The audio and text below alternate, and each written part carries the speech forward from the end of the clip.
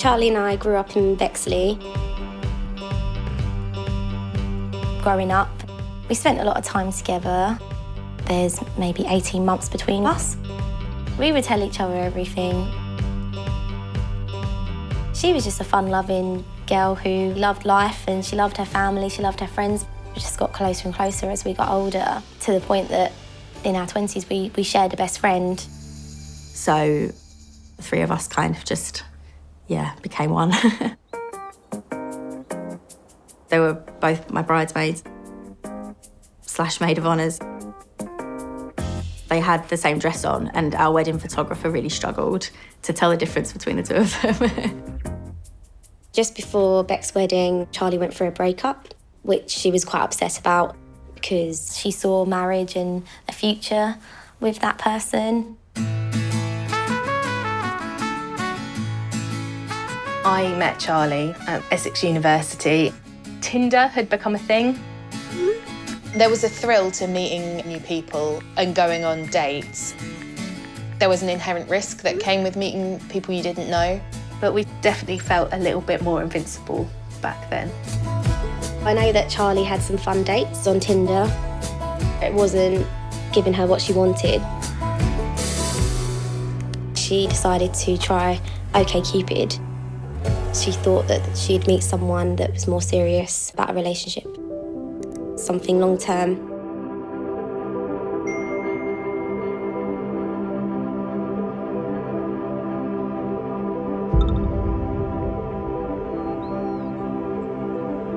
She was staying at mine.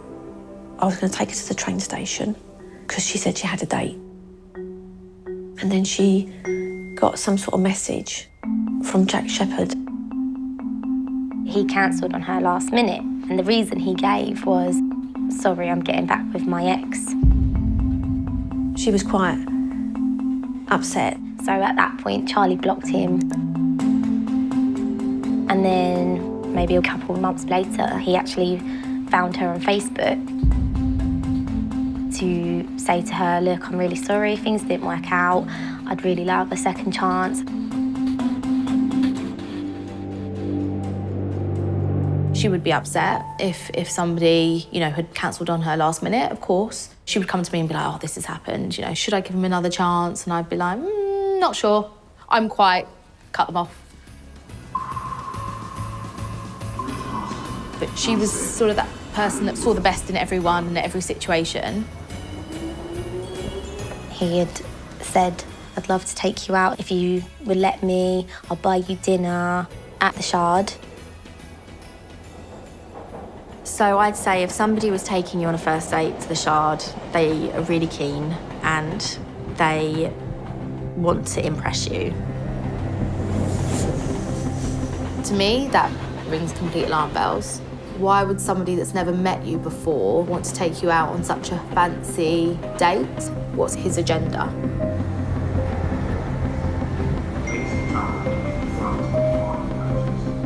I think I even said to her, look, what's the worst that can happen? You don't have a good time, you go home.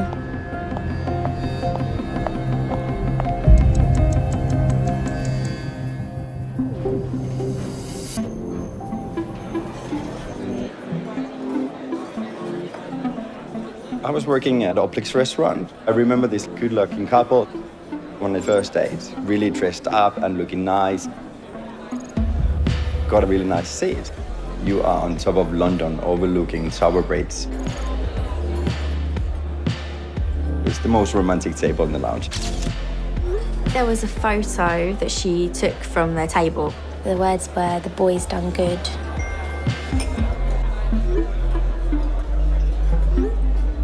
He came across as charming, I think.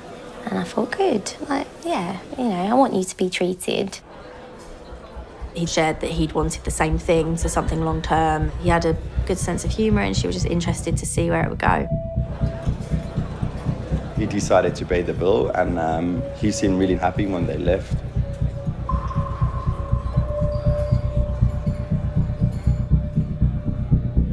It sounded like a perfect evening. Nice meal, nice view, speedboat. To be honest, if I'd had that offer, I would have done the same. It sounds like a lovely, romantic first date.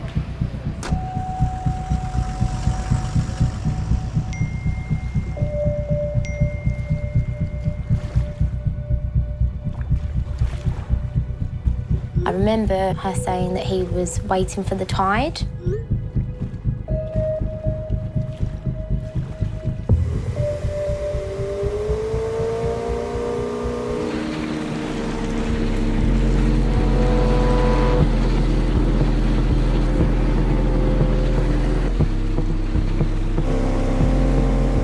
I was at my desk that evening. I heard an outboard engine, and it's basically being driven flat out. I was working late. I had the window open. The sound I'm hearing sounds like acceleration, deceleration, acceleration, deceleration. I heard a woman's voice whooping with joy. As I got up, I could just see it fly past. Charli messaged us once she was on the boat and they were drinking champagne. I was like, is that safe? Are you sure it's safe? Oh my God, you're going so fast.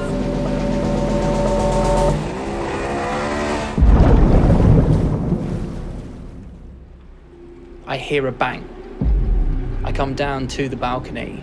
Suddenly there's silence. That's when I hear the first scream for help. At first we heard some noises coming from what we presumed to be the other side of the river, and then we made out a very clear cry for help. All these lights were off, so it was just darkness on the other side. We finally made out that shape in the water of two people holding on to something adrift in the water. They were so panicked, they were shouting on top of each other. I've never heard a sound like someone screaming for their life before. Hello, police, what's your emergency? I said, I don't know what the best thing is, but there's somebody in the Thames. We need people now.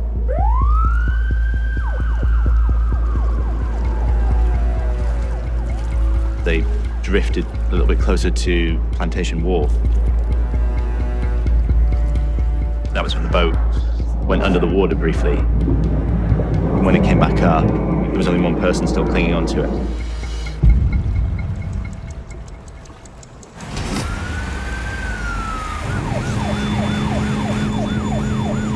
We got a 999 call. We put the blue lights on, sirens on, and we drove there as fast as we could. Oh, I got a call from London Coast Guard asking us if we'd attend an incident. I knew what it was straight away.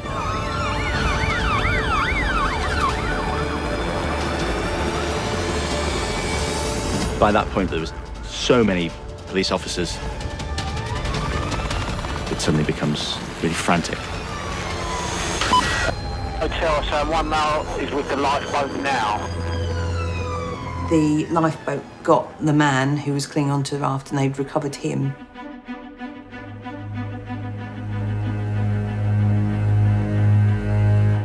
He looked terrified, pale, shock, soaking wet. There were two people sort of carrying him. It was a bit like he was being dragged. I was relieved because we thought our only casualty had been recovered, so you kind of go, okay, that's dealt with. And then suddenly it wasn't dealt with. My partner sprinted up the bridge to make sure that the police knew that there were two people. Call preemptive, we've got a second subject missing, please, and make whiskey drive away. Dispatch 62 on, FS62 on scene, commencing our search. On a pier, down to the vicinity where the second subject was last seen. Obviously, thank you.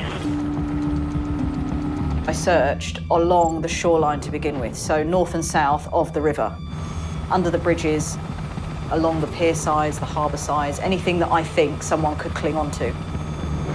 I remember going, right, now I need to search the middle bit of the Thames.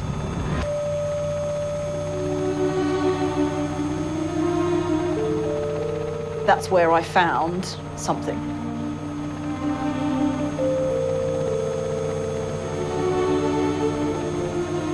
escort the other person over.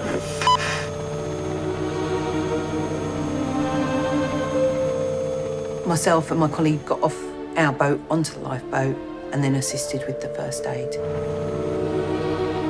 She was clearly young and dressed out for a night out. You know, she had a black dress on, tights. Hearing somebody so full of joy one minute and seeing them, you know, in that position the next, yeah, never leaves you.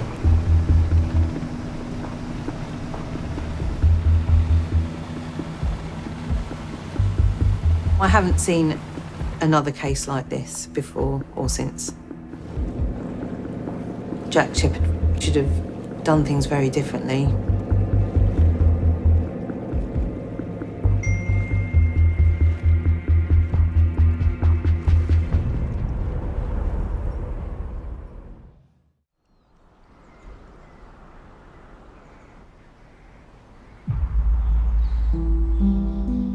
I woke up with a worry, and I look back and I think, why was I worried?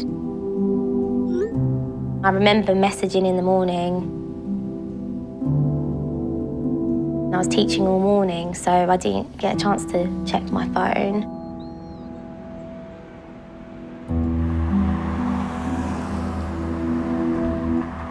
Charli would never be late for work. She'd always be there on time. I'd message her saying, hey, Charles, you okay? Where are you? It just had one tick, so it wasn't even going through. That was worrying. You know, why is my message not going through to her? Yeah.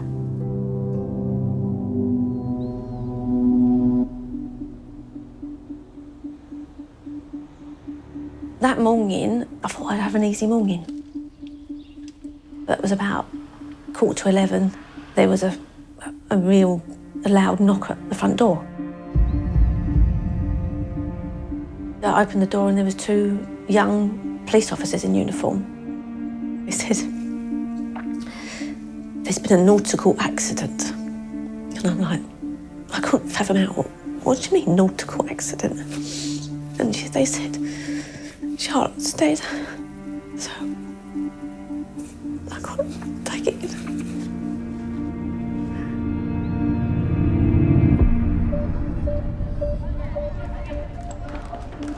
It got to break time. One of the assistant head teachers came in, which was very unusual. She just said, oh, you need to phone your mum. It was quite urgent, something's happened to your sister. And I instantly, I remember saying this to her. I said, what has he done? My mum just said to me, she's gone.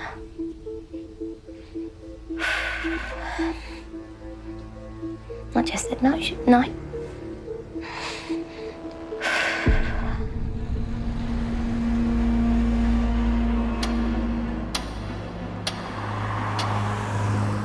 I walked into the office that morning.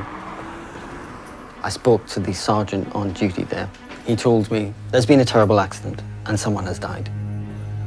That they had interviewed the owner of the boat, who was called Jack Shepherd.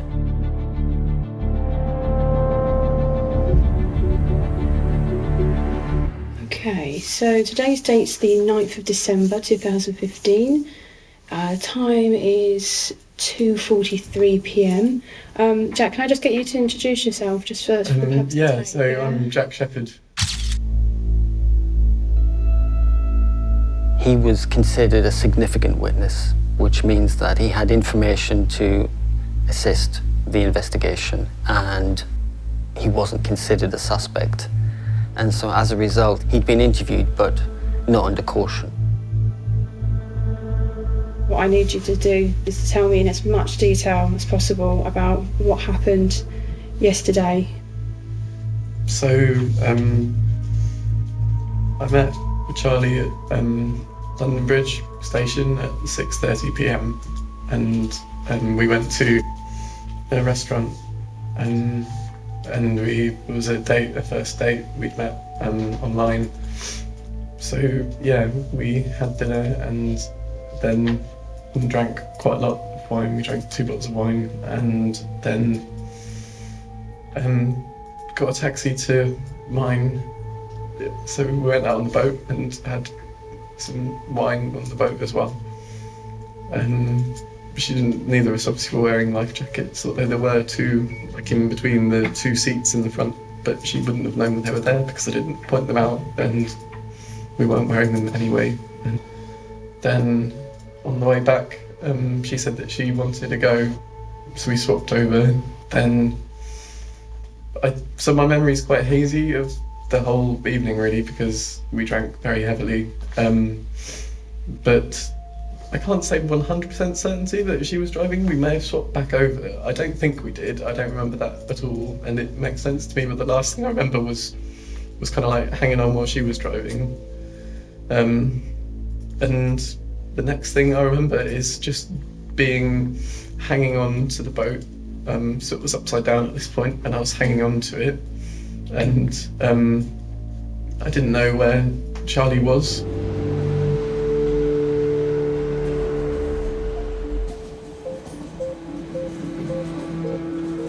It was about 4 o'clock in the afternoon by the time we got up to St. George's. And we were met there by a nurse. We were told that someone needed to identify her because she had no ID on her. Her handbag had fallen out of the boat and was at the bottom of the Thames somewhere. At that point, you have the feelings of denial because you think, okay, if we're going to identify her, maybe it's not her. Maybe it's not her, and you're clinging onto that hope. Nothing ever could prepare you for seeing your daughter in a mortuary.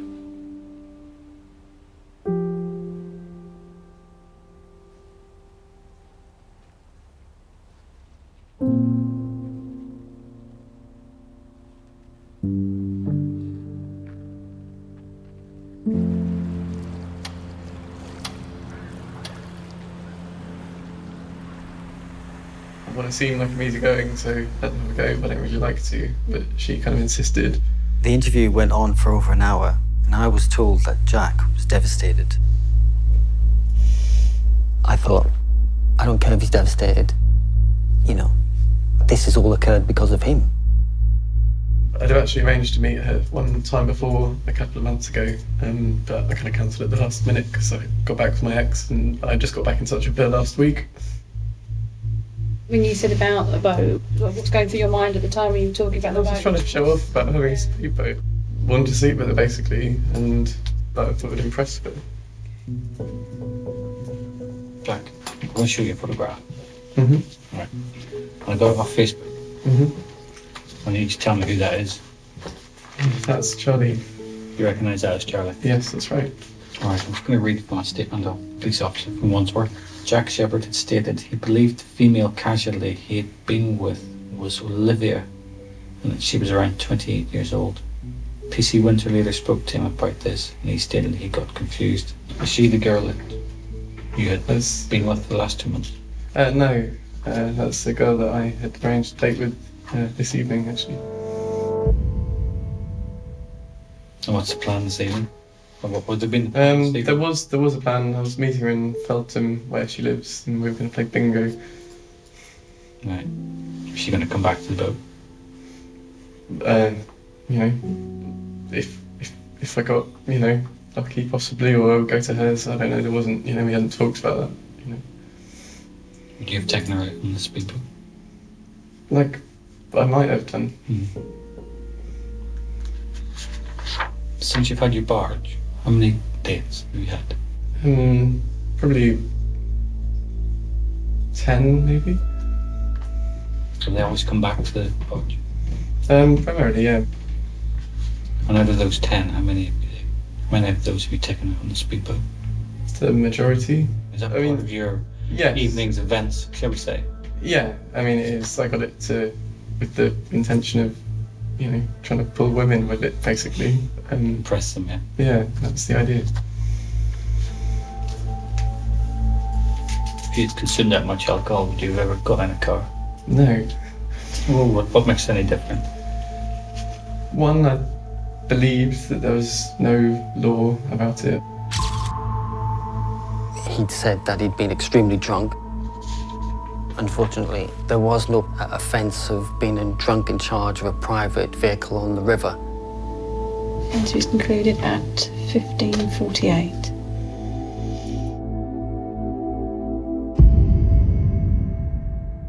I felt for Charlotte, for her parents and her family, but he wasn't under arrest, so he was free to leave at any time. A woman has died after a boat capsized during a rising tide on the River Thames late last night. This couple seemed to have been travelling in this speedboat when they somehow ended up in the water. One unconfirmed report is that this couple were on a late night date. Police say that they are not treating this case as suspicious.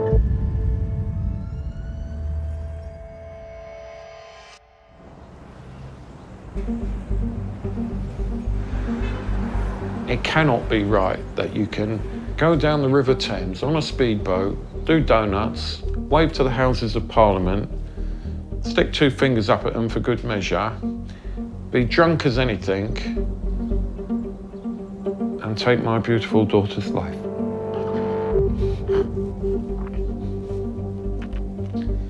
No, it was wrong. I got involved. I went full internet inspector and tried to find out as much information as I could.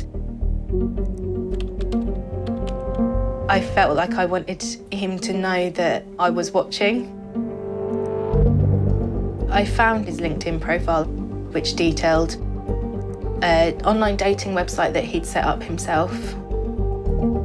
We saw evidence that he had web pages where he'd advised men on how to pull women.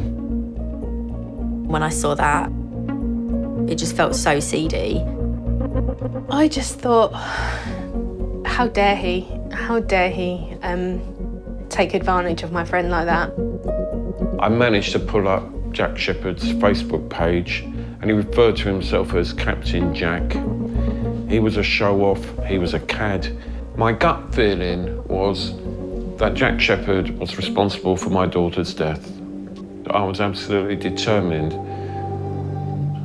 that he would answer for the consequences of how my daughter died. Oh my God, you're going so fast!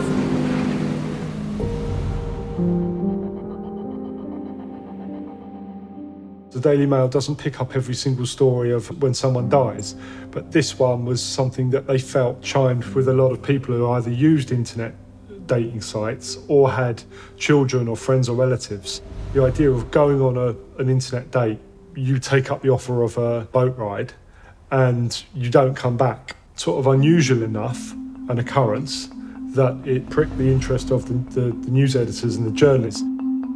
It was around midnight last Tuesday. Locals heard shouts coming from the river near Wandsworth Bridge and called the police. I remember going out on the story. We knew very little about Shepherd, so we wanted to know about him. I remember going to Shepherd's barge near Hammersmith Bridge. It was called the Aventure, his boat, where he would have entertained Charlotte.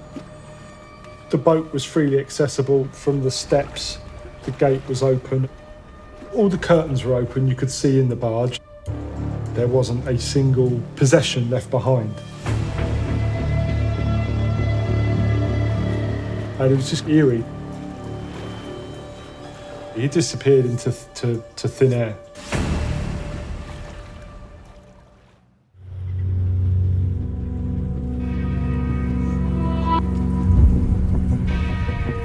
Many people say the first Christmas after losing a loved one is particularly hard.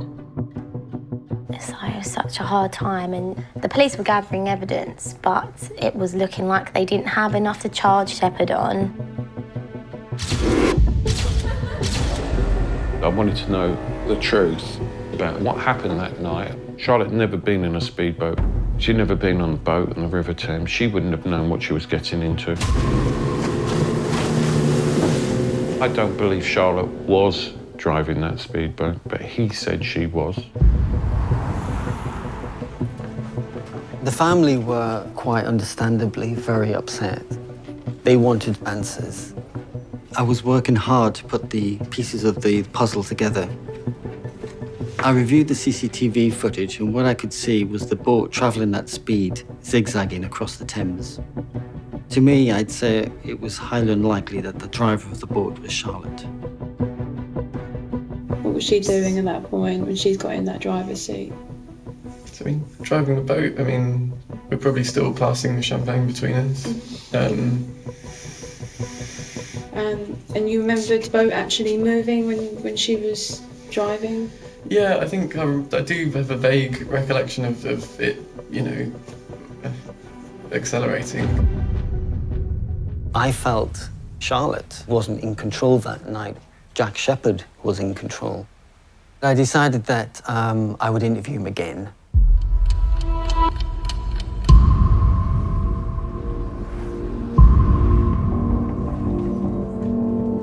We're at Wandsworth Police Station. My name is DC Baldwin. If you just give me your full name, please. Sure, it's Jack, Sebastian Shepherd.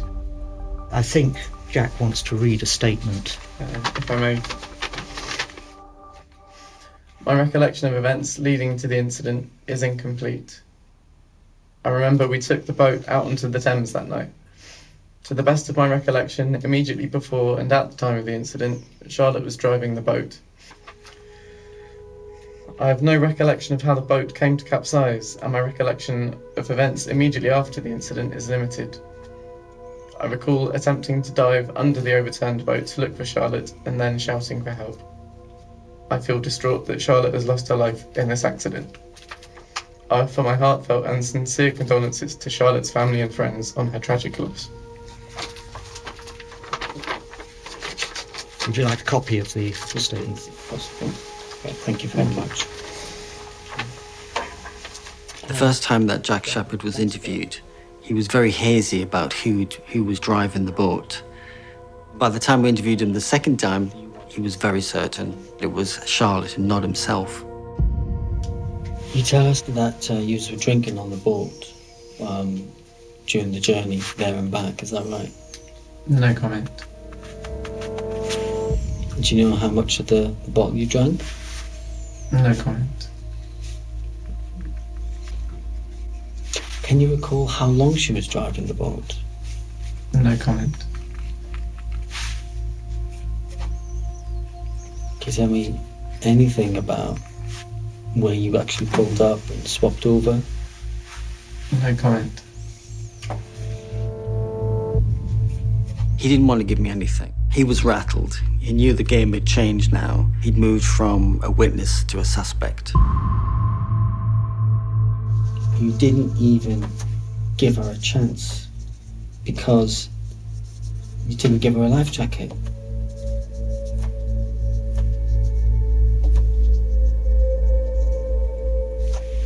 How are you going to put a life jacket on after an accident?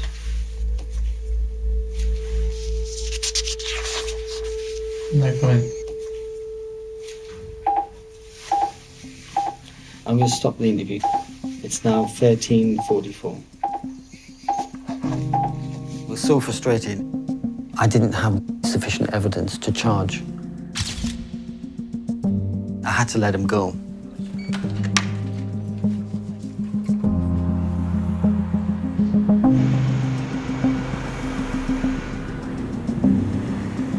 I wanted action. I was losing faith in the police. So it was at that point I went to the press. Graham called me. We had a long conversation, which I didn't expect. He wanted to use the media to help push his case home to get justice for his daughter. I remember going to the pubs right opposite Shepherd's barge, and one of the young barmen remembered Shepherd coming into the pubs. This was like his party trick, so to speak, taking girls out, you know, Shard, 3 bottles of champagne, and then back to Hammersmith for a boat ride. You know, this is how he wooed the opposite sex. There was reporters from national papers coming down here One day he bought this little red speedboat. He said, I'm hoping to have a little bit of fun with that. I said, I'm sure you will. He was working as an IT consultant, earning upwards of £150,000 a year. So he was doing very well for a young guy. There was a couple of times there was a lady friend, you've got a little speedboat. They're interested. Graham had given me information on Facebook of Jack posting messages to do with dating and to do with zigzagging on the river and doing donuts. But the minute I got the memo, he deleted nearly everything. He had shut down his social media profiles. All of his websites were deleted. I thought it was someone that was savvy and someone that was prepared for a fight.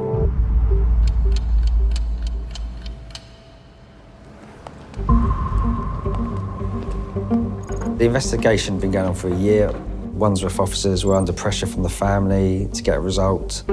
I head up a team, the murder squad. What we could bring to the case is resourcing, numbers, and time to do further, deeper investigation. We looked at residential properties that could overlook the crash site, and it was through that work that we were able to find extra witnesses. We canvassed all along the towpath here, all these flats as they go along that may have seen something or heard something on the night.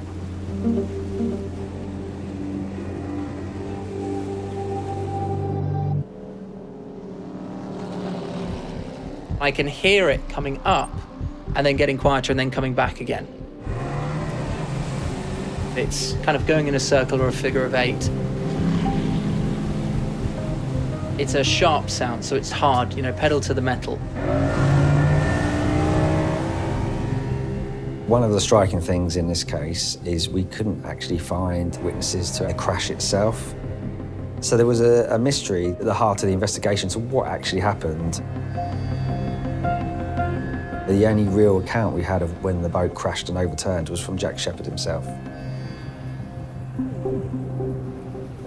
There's one witness that had seen the boat before the crash. She remembered looking down from her flat. She'd only seen Jack Shepherd in the boat. She believed he was looking over the side of the boat. She couldn't see Charlotte. In my own mind, there's a distinct possibility something awful and tragic happened to Charlotte before the boat impacted on the pier. Maybe they had some argument, and maybe she fell out.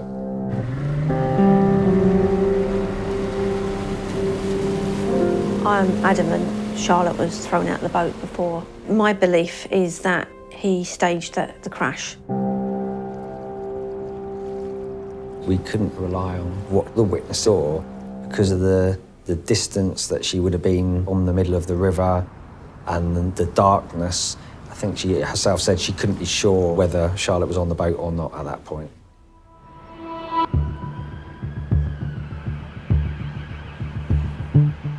We started not just looking at what happened on the night, but looking back at a pattern of his behaviour historically and on the river. I came across Jack Shepherd on a couple of occasions during my course of work on the river. We were on patrol in the government security zone in central London. The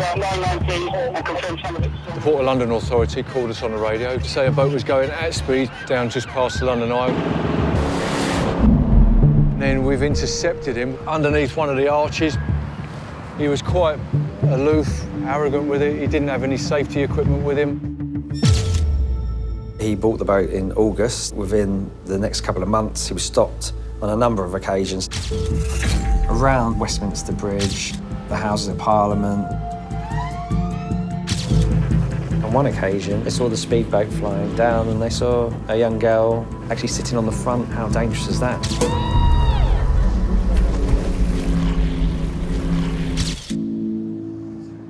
As the investigation went on and further witnesses were spoken to, we decide that we need to see him. He asked us to meet him away from his home. He's relocated out of London He was in Wales, in Abergavenny. So we agreed to meet him at a local police station. He was polite and he came in by himself. And then another twist in this chain of events, really. He said he's met someone, married, and he had actually had a child. Not only did Jack Shepherd get married within 2 months, almost to the day, of Charlotte losing her life, we saw the registration document the day after his second interview with the police, under caution. He'd gone from the police station to the registry office. No comment.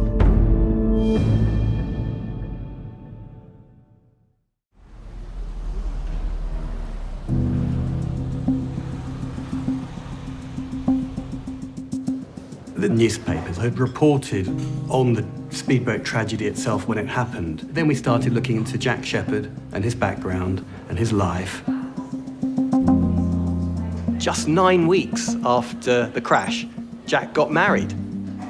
That in the same year, 2016, even before the first anniversary of Charlotte's death, they had a baby, a boy born in November. We were told that Jack was living in Wales. They lived in a beautiful house on the edge of a tiny, remote village, a complete world away from Jack's life in the heart of London. Jack seemed to be known to some people. People seemed to have taken him at face value. Had he told anyone, his new wife, his neighbours, anyone at all, about what had happened to Charlotte Brown? I'm dealing with Charlotte's family who are grief-stricken, can't get over the fact that their loved one, their daughter, their sister has died, yet the guy that's done that has moved on. He's got a partner, he's got a child. I spoke to him, I rang him. One of the things that did come out of that conversation was that he hadn't spoken to his partner about what had happened with Charlotte. I remember hearing through the police. I just thought, how could he have gotten married? Just a matter of weeks after that happened. And then little things in my head start to then add up. How he cancelled on her last minute the week before she went on the date. He must have lied to Charli. I think he was still with his ex when he went out with Charli. He did in fact marry in the same month that we buried Charli. And that was a real bitter pill to swallow. To go through with a marriage to someone they can't have known what had happened. He must have been a damn good liar.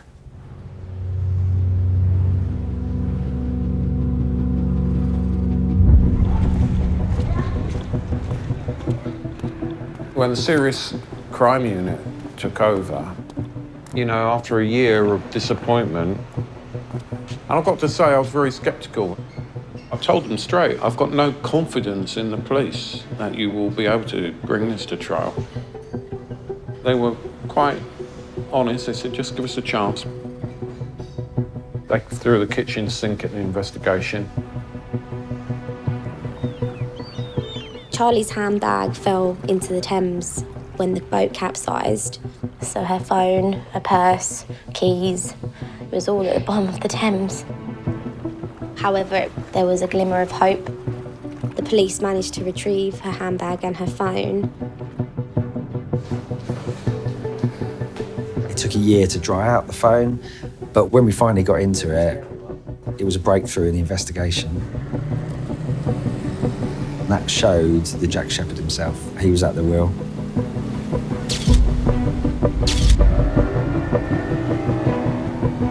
They're not slowly manoeuvring up the Thames, they're flying up the Thames. At that point, you were able to bring Charlotte for that split second back to life. Oh my God, you're going so fast. It was an indication to sort of show you firsthand how fast he was driving the boat. in order to turn that into evidence, we needed an expert in the field that could produce that at court during a trial.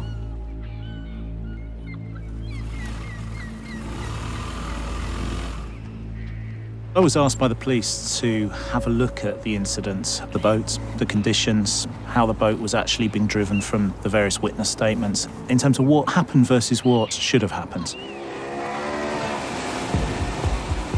The vessel was not well maintained. The steering was incorrectly fitted. If you accelerated harshly, the wheel pulled very quickly out of your hand. The danger with that is the boat changes direction very quickly. Looking at the CCTV, the speed that that boat is doing down the Thames is between 20 and 30 knots. That's twice or more than the legal limit in that area. That's 140 miles an hour on the motorway. If I continued to operate it at that speed, the vessel started to leave the water.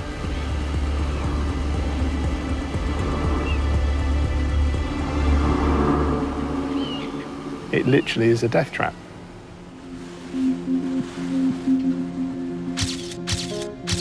The life jackets were still in a storage box at the front of the vessel where they hadn't been used.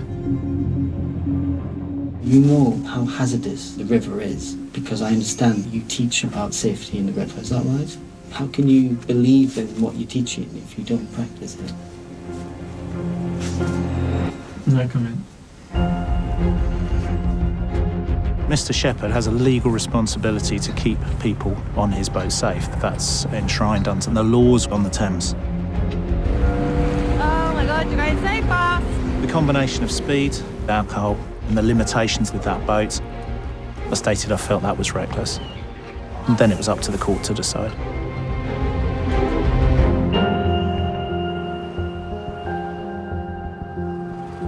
We decide Jack Shepherd would be charged. We think manslaughter by gross negligence. It's obviously a very serious charge. The next charge up for manslaughter is murder, so it's as high as you're going to get.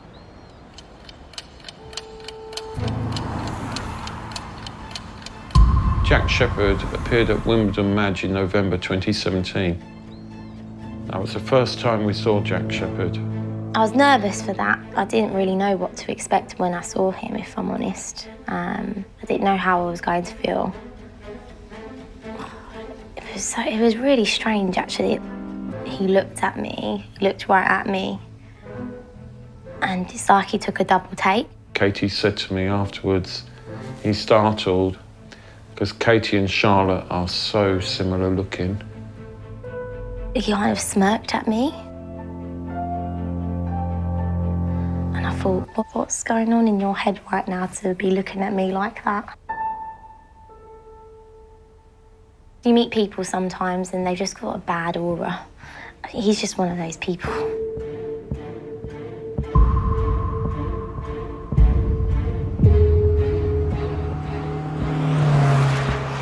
We're getting close to the trial and making our preparations.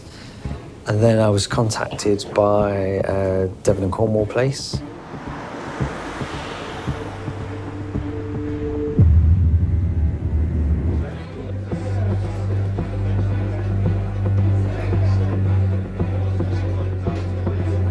Jack Shepherd had been out on an evening out. It was coming towards closing time. No more alcohol was being served. Jack wanted more alcohol. Something on that night snapped. Well, it's truly shocking, isn't it?